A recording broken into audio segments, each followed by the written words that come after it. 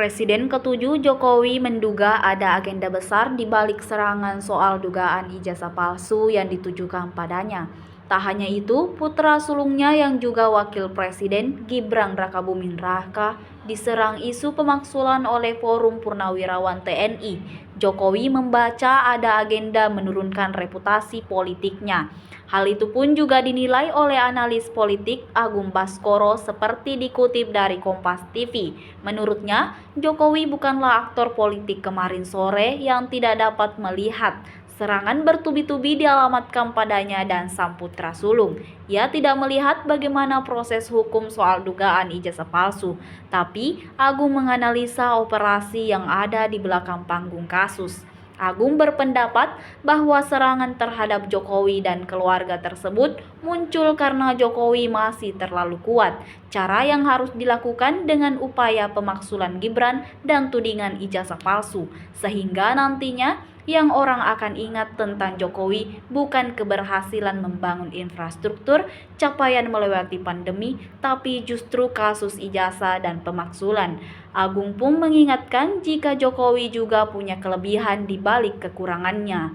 Sama halnya presiden sebelumnya, SBY, Prabowo maupun Megawati.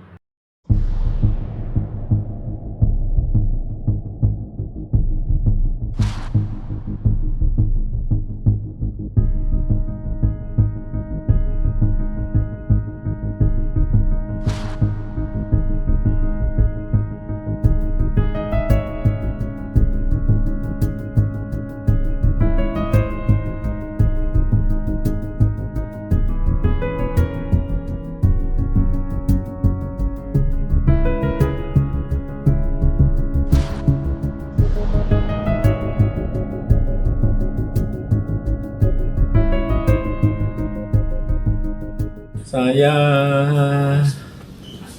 berperasaan memang kelihatannya ada agenda besar politik di balik isu-isu ini, ijazah palsu, isu pemakzulan. Ini perasaan politik saya mengatakan ada agenda besar politik untuk menurunkan reputasi politik, untuk mendowngrade yang buat saya biasa-biasa aja.